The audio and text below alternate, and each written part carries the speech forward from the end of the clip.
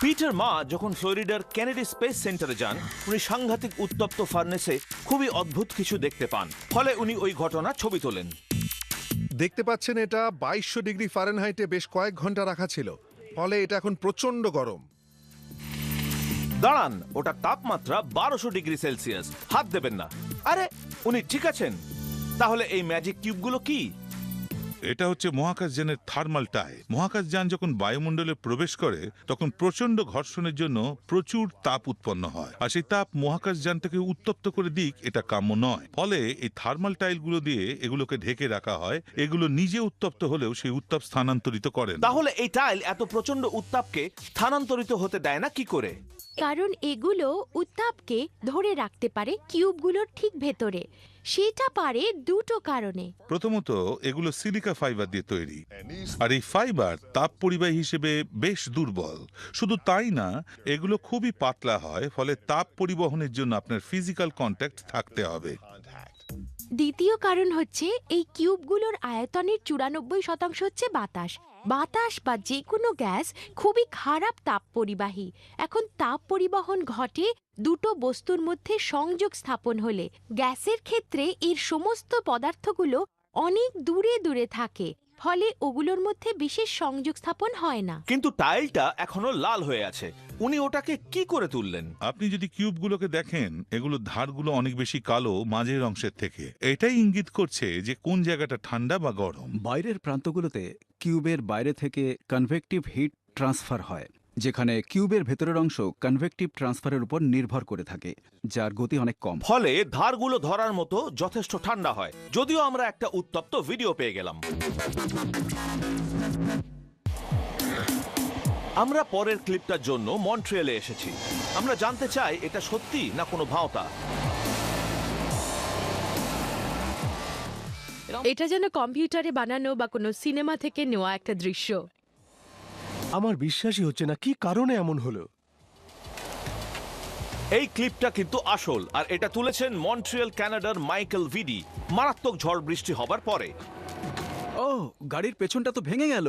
চাপটা নিশ্চয়ই প্রচন্ড ছিল, কারণ সবার প্রথমে ম্যানহোল কাভারটা সম্পূর্ণ উঠে আসে, আর ওগুলো খুবই ভারী হয়। কিন্তু তারপরই ওটা ওখানে থেমে থাকেনি, ওটা গাড়িটাকে ঠেলে তুলে ফেলেছে শুধু জলের শক্তিতে, যেটা আমরা পান করে থাকি, যা বাঁচার জন্য প্রয়োজন।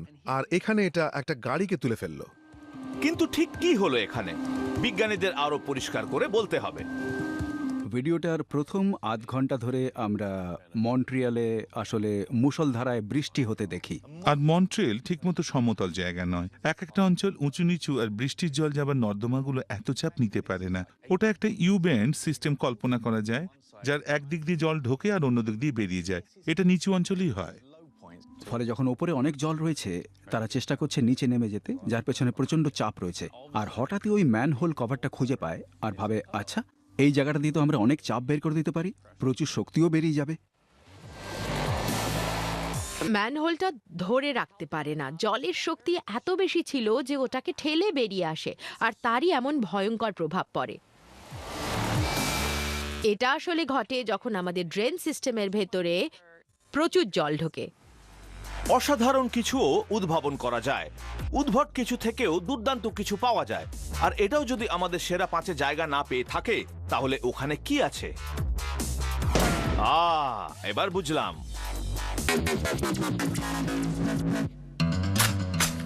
ইনি হচ্ছেন শিল্পী লোরেঞ্জো মাজোরে।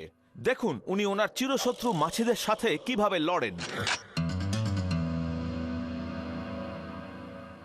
আমারও ওরম একটা বন্দুক চাই।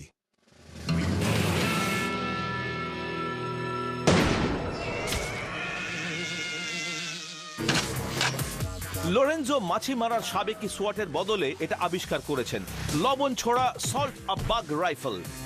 আমরা লরেঞ্জোর সাথে দেখা করি ওনার সান্টা মনিকা স্টুডিওতে, আর জেনে নিই মাছিদের সাথে ওনার এত শত্রুতা কিসের। সমস্ত প্রাণীর মধ্যে ওরাই সব থেকে বিচ্ছিরি ধরনের প্রাণী। যত রাজ্যে যত নোংরা, তার উপর ওরা বসে, তারপর এসে আমাদের খাবারে বসে। ওগুলো চারপাশে ঘুরে বেড়ালে কখনো কখনো ভীষণ বিরক্ত লাগে আমার তো মনে হয় এবার ওদের উচিত শিক্ষা পাওয়া দরকার। তাহলে লোরেঞ্জো প্রতিশোধ নিতে চান, কিন্তু মাছি মারার জন্য লবণের কি প্রয়োজন? আপনি মাছিদের কাছে গিয়ে হাতের এক চাপড়ে ওদের মারতে পারবেন না, কারণ ওরা খুব ক্ষিপ্র। একটা মাছির ডানা সেকেন্ডে 2 থেকে 300 বার ঝাপটাতে পারে, আর একটা মাছি প্রতি সেকেন্ডে 2 মিটার বা 6 ফুট দূরেও চলে যেতে পারে। ওদের শারীরিক দক্ষতাও অসামান্য। ওরা যে শুধু সামনের দিকেই টেক অফ করতে পারে তা নয়, ওদের পেশি খুব মজবুত হয় আর সেগুলো ডানাকে নিয়ন্ত্রণ করে। পাশের দিকে বা পেছনের দিকে টেক অফ করতে পারে ওরা। তাহলে ওরা খুব ক্ষিপ্র, কিন্তু এর মধ্যে আরো কিছু আছে কি? মাছিদের পুঞ্জাক্ষী থাকে। ওগুলো বেশ বড় বড় আর একেবারে মাথার ওপরে বসানো থাকে, যার ফলে মাছিরা 360 ডিগ্রিতে দেখতে পারে। আর প্রতিটি পুঞ্জাক্ষীর মধ্যে কয়েক হাজার ছোট ছোট ফ্যাসিট থাকে, যার প্রতিটিতে নিজস্ব লেন্স থাকে।